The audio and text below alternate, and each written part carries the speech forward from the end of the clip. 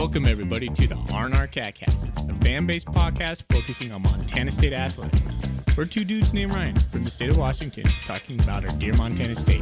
We hope you enjoy.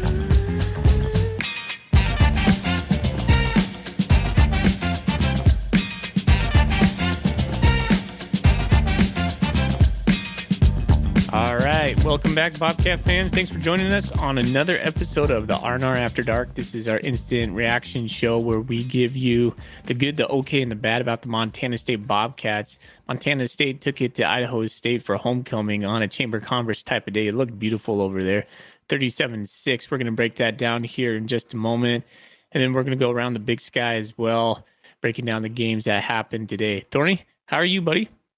Doing good, man. You know what I just realized? Montana State sits alone in first place in the Big Sky because we're the only program that's won 3 games. Everyone else is at 2-0. Grizz and Weber State and Idaho. So 3-0, top of the Big Sky. I'm doing good, man. How you doing?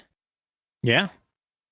A lot of teams already had their bye. We still have 2 weeks to go, and before we hit our bye, we play Northern Colorado next week in Greeley, and then we host Weber State, which is going to be a fantastic game.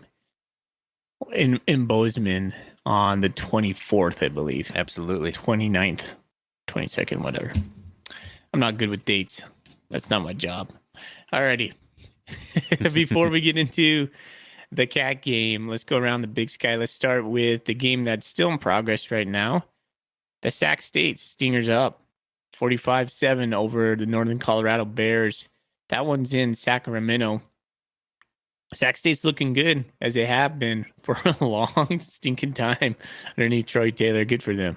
Yeah, they're running back this year. Scatabo, I think, man, he's good. He's got 18 carries, 124 yards, and a touchdown already. I'm showing that the fourth quarter just started. They're for real, man. They're for real. Keep winning. Yeah, absolutely. Moving on down, a barn burner in Flagstaff. NAU was able to hold off Cal Poly 31-29. I watched the end of that. I believe you did as well. NAU went up 31-29 with a minute and some change left, and Cal Poly drove down, and I believe they turned the ball over on downs, if I remember correctly how it ended. Cal Poly had a chance there at the end. They just couldn't quite get into field goal range is what happened on there. I think they went for it on fourth down. So NAU holding on just by a thread, 2-4, 1-2 in the Big Sky. Cal Poly moves to 1-4, winless in the Big Sky for Bull Baldwin's program still. One of the most notable thing about that game is we played Cal Poly and Northern Arizona in the last 2 weeks before the Cat Grizz game. Both those teams look like they're 1-4. Yeah. They don't look awesome. I'll just put it that way. So I never want to disrespect any opponents, but those could be potential warm-up games before the Cat Grizz, but I'm not going to put the cart before the horse on that. Never know. We'll move on down. Portland State's playing some Lincoln University from California. I have no clue who these people are or why they are even playing them. Anyways, Portland State wins 48-6. I just scratched my head this whole day when I saw that. I was like, man, who are those guys? And why? Why now? I don't get that. It's never good when ESPN doesn't even have a logo or anything for you. And the leading rusher in this game was a player from Lincoln, and his last name is Sengo Bowale. I have no idea how to say his name, but it actually has him listed as athlete. Are you looking on there? It's like athlete, Lincoln, 14 carries, 70 yards. It's a very strange box score to look at, but Portland State takes care of business as you would hope they would against a team that nobody's ever heard of. Right. Okay, moving on. Weber State rolled up Eastern Washington in the second half, 45-21. Eastern looked not good against Weber. Weber looked really good against Eastern. Weber looks tough. Weber looks really good. Bronson Barron looked really good, 16-22 for 237 yards and a touchdown. And they got it rolling down there. I think I may have heard that Josh Davis, their all-conference running back, may have gone down again. That guy just cannot stay healthy. No. But 45-21 in a game that wasn't really as close as even that. I know Weber scored another touchdown late, but Eastern also got their only 7 points in the second half on a scoop and score. Just a complete domination, really, by Weber State in this one. So Weber State looking tough. Glad we got them at home, but that's going to be a real tough game for the Bobcats here in a couple weeks. I've been really impressed with Barron this year. Seems with I think Weber has a new OC that it's just working out really well for them over there.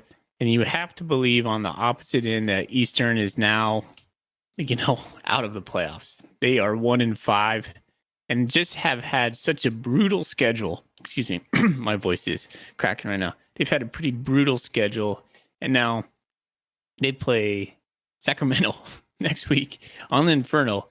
They could go drop to 1-6. That's tough. That's really crazy. tough for Eastern. And then they still have the Grizz on the road after that. So even if they beat Cal Poly, Portland State, and then they have Idaho on the road too. Like, oh man, Eastern's going to have probably the worst record they've had in a good 13 years or something here. They kind of feel a little bit like on par with Portland State to me. I would say that, yeah. Portland State's quarterback is not too bad. So, yeah, that's probably where they are. And I haven't voted in the Big Sky Podcast Power Rankings yet, but, Eastern's probably going to be behind Portland State in my rankings. Yeah, I'd say. Okay, let's move on into the Bobcat game. All right. Beautiful game. Second largest crowd at Montana State University. It seems like every week we have that kind of conversation where it's like either the largest crowd we've had or the second largest crowd. And I thought I was getting my chain pulled a little bit. I was like, no, there's got to be like some Cat Grizz games that eclipse this. But it seems that the growth of Bozeman is starting to fill up the stadium a little bit. I don't know. Maybe Montana State's at a point where they could be expanding a little bit. Well, it's also some sustained success. We haven't really had much sustained success. We've had like bursts of playoff success and then followed up by like a 6-5 season. The Bobcats haven't had very many losing seasons, but now we've, made the playoffs. What last year was the fourth year in a row, right? Or maybe it was the third year in a row. I mean, we're almost guaranteed to make the playoffs this year. I mean, things are rolling right now in Bozeman. People are coming out and supporting the team, and I mean, it's an exciting time to be a Bobcat. Certainly is. Let's start off with the good. What's good for you, Thorny? I mean, we'll just kind of stick on the overall theme right now. The 16th straight home win for the Bobcats, tying it was like a late 50s, 1958, 59 Bobcats, somewhere in that range. But impressive home streak that the Bobcats have had now under two different head coaches. You got to love that. That's definitely my good category. Absolutely. I'm going to go with 6 turnovers. Montana State forced 6 turnovers. One at the very end that was literally like the last play of the game. Yes. So really 5, but it still counts. It still counts. 6 turnovers. 2 takeaways in the first half really turned the tide for the Bobcats that swung the momentum from that really touchdown drive from ISU. Well done, boys. Well done. In my good category, I'm also going to put just Sean Chambers. Once again, looked confident, looked like he was in command and control of the offense.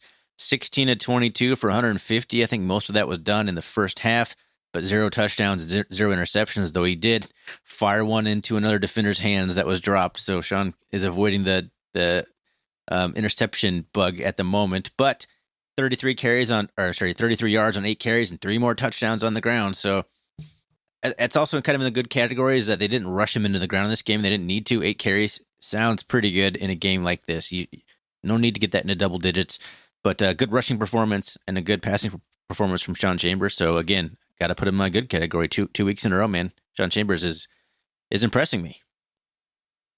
Yeah, I can't wait to talk about that guy on Monday. That's going to be an in-depth conversation. Yes, sir.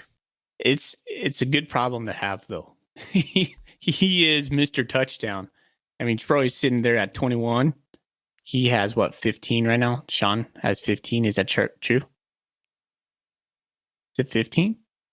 Oh, yes. Sorry, I muted myself. Yeah, I believe so. Okay. Yeah, all that guy does is score touchdowns. All right. Another good. Montana State had 31 first downs. It's very rare that we eclipse the 30 mark on the first downs. ISU had 13. All right. We had 40 minutes of the total possession, and they had 20. So if you hit 40, you have dominated. Yeah, just this stat. This is going to be something we'll talk about, but we had quite a few sustained drives. I thought just like clock eating 5, 6, 7 minute sustained drives. Nice job, Bob. Something for ourselves as a little note to research for Monday. How many 3-and-outs did we have in this game? I don't feel like it was very many. So let's look into that for our Monday stat breakdown, because that could be a good talking point. Yeah, that's a good one. I'm also just happy that there's no injuries that I can recall from this game. It came out healthy, and we even got Lane Sumner back. So I'm going to kind of lump those together. Injuries, and then a guy coming back, Lane Sumner, 15 carries for 100 yards, leading rusher, right back from injury. He looked explosive. He looked good out there. He looked strong. Looks like he did when we last saw him in the McNeese State game. So good having Lane Sumner back, and good to get out of this without any major injuries. I'm going to piggyback on you. I'm going to go Elijah Elliott. I've been just super impressed with Elliott in the role he's had to play this last couple of weeks. He didn't have quite the yards Sumner did. He had 16 carries for 68 yards. But man, it looks like he just runs so hard. I love watching Elliott run. He has a certain level I don't see in any of our other backs. No, he'll get like drugged down by someone who's really strong. His legs are still like churning. He's like almost like running sideways as he's being pulled down. His legs never stop moving, man. It's really fun to watch. He's really impressed me this year. That the extra weight he's put on has been good weight, and he looks a lot stronger for it. And it's like, man, how is this guy not a starting running back in the Big Sky Conference? You just look at that like, how? But then you realize who's ahead of him. But maybe. But man, it's he's been playing really well. So definitely squarely in the good category. Huge shout out to Elijah Elliott for, at the very least, stemming the tide while other guys get healthy. But I hope we continue to use him because he has earned carries. We rushed for 255 yards. We got to put their rushing game in the good category. Montana State just like flexing the outside zone. We are so good at running outside zone this year, getting our backs on the edge and sealing those blocks. So much fun to watch. There was a couple times you were texting me earlier during the game where you were saying it's 3rd and 10 and we get a first down running the ball. Like, who does that? who runs the ball on 3rd and 10 knowing that there's a good chance he'll get a first down on it? Yeah. Montana State does. Like the outside zone game has been really, really slick for Montana State. So we're doing awesome on that. Yeah, just 4.9 yards per carry, though. So as far as Bobcat games go, this was an okay rushing performance. A lot of that, I think, was the conservative nature of the second half, not using Chambers a whole lot in the rushing game, especially kind of up the middle. That's where he's had a lot of his success with his big runs. I think his long was only a 13 yard rush today. So doing all that without being too explosive, without opening up the playbook too much, is still a solid day running the ball. All right, I think the last thing One last thing for me. Oh. Sorry, I think you've had like 2 in a row. I just keep piggybacking off you. Let me have one here. My last good thing I want to say is Sean Austin got in the game. We got up big enough to let guys get in, subs get in. Sean Austin get in the game. It was nice to see because we're going to need, there's a good chance we'll need a third quarterback this year who can come in if necessary. So good getting him some reps in this game. And hopefully he gets some more next week. Knock on wood. He didn't take very many passes downfield, but he went 8 for 8. He did 64 yards or something. Pretty sure they were all just straight passes to the flat at the line of scrimmage. Yeah, and that's okay. He's really good at that. Super good at that. Sean Chambers, he had himself a day passing. I mean, it doesn't show up on the stat sheet. 150 yards, it's not that big, but he completed 16 out of 22 passes. Not too long ago, Ryan, we were throwing for 12 passes a game. So we're more than doubling that. I thought when he has his feet set, he makes a really good ball. Especially we had a couple completions to the tight ends, most notably Derek Snell. And I don't have his stat in front of me. You probably could see that for me. But Snell had a pretty good day. He missed one at the very end that was a first down if he would have caught it. But Sean put a little too much mustard on that ball and went through his hands. But yeah, pretty impressed with Sean Chambers so far as in his passing games. Is like as long as like he can set his feet, he seems to be doing pretty good back there. He has like that progression too. He's able to go from one read to another. He's making some strides. Bully, we had 11 different players catch a pass today. Now that's cool. When's the That's last time pretty that cool. happened in Montana State? That's got to be Prukop era for sure.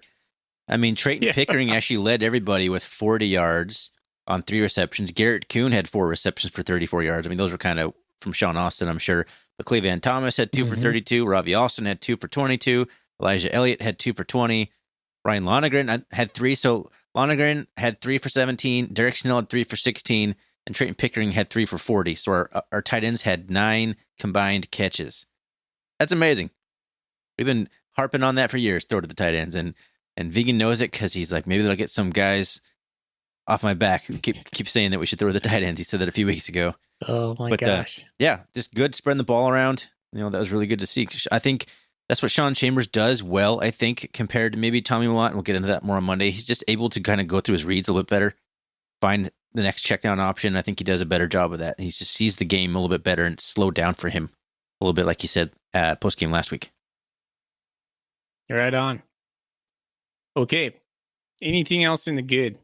I got one more. I'm going to sneak one more in is a return game. Marquis Johnson, even though he got called back, had like a 75-yard return in the second half to Yes. start the second half. That guy is amazing. Just absolutely amazing. We actually got him in space. We gave him the ball too, like a end around, and he's so shifty. I'm like, why are we not going back to that? And then he got a hold on the next play from Taco Dollar, and Coach Vegan just ripped into him on the sideline. And Marquis was not having any of that. Him and Coach Vegan like met, and he tried to skirt Vegan, and Vegan was like giving him the business. It was kind of awkward looking, actually, for Mr. Johnson. Vegan was fired up a couple times today. Like, I've never seen him so animated. He was getting after the refs. He was getting after his players. He was fired up today. I don't know what happened, but he was a fiery Vegan today. Yeah, which not bad to see. I'm honestly. a big fan of Marquis.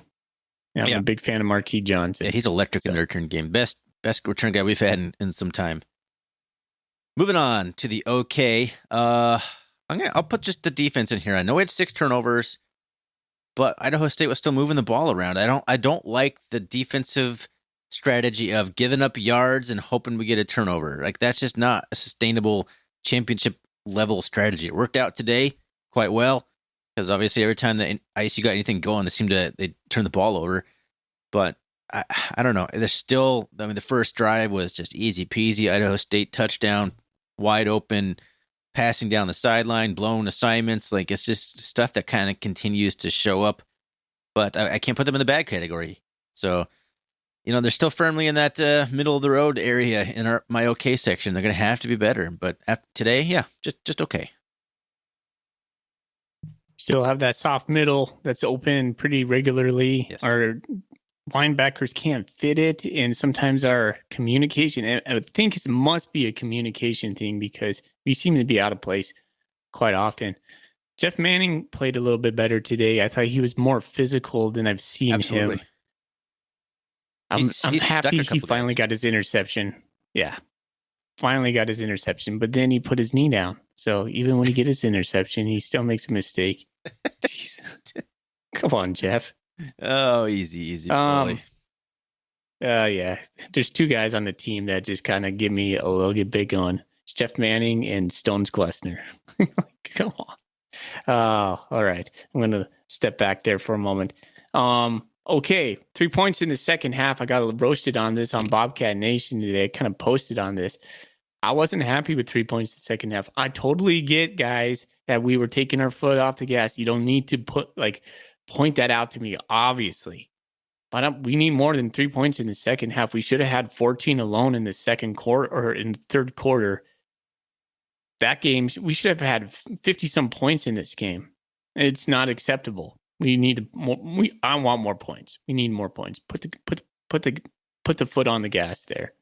Finish him off. Yeah, the game was in hand. I believe. It was over at halftime.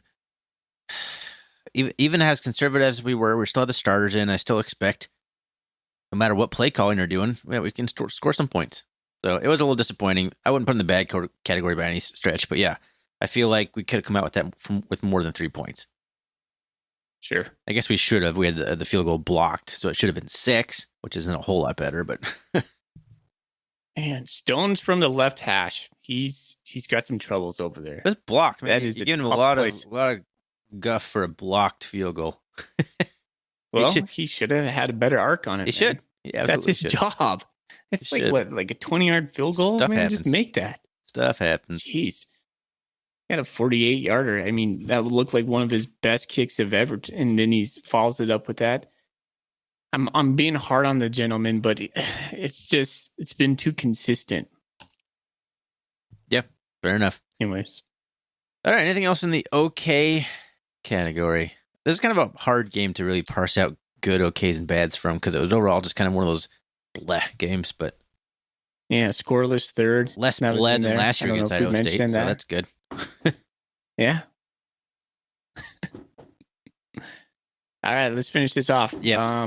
If you can't hear someone's banging on the door, my daughter's like, come out. Time to go to bed. The bad, I only have one real bad thing I want to say in the bad. I don't know what happened here. Leon Costello came out and said that basically Montana State screwed up the paperwork or something for Rylan Ort. So Rylan Ort was not able to play, which was pretty disappointing.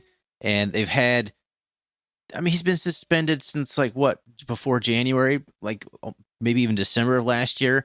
How did it get to this point where it was not handled properly, not submitted in time? I find that pretty incredible, unfortunately. Unreal. It was almost not believable. So I'm just happy it was in a game that was not of consequence. Sure, for against sure. Weber, against the Grizz, if this was happened, this would have been terrible. Oh yeah, it would have been much worse if it was a more impactful game. But I feel bad for Rylan Ort. You get X amount of games to play football in your collegiate career. Most guys aren't going pro. You're done. That's one game robbed from his overall games he gets to play as a collegiate athlete. And that's why I feel bad. Other than that, nothing bad from this game. Yeah, just a couple okays, but overall, yeah, that was bad. That's another stat I'd like to look into. I feel like teams have a good game plan for the Cats and come out and score a lot on the first drive. And maybe I'm misremembering that, but I want to look into that because it feels like something that happens more than it should. It takes a while for the Cats to adjust. And this time the ISU came out and had a good game plan and saw some things and took advantage of it right off the bat and marched right down the field here we go. In my head, here we go again. But that was the last points they scored the entire game, so that's good. Do you think the defense is getting better? I can't tell.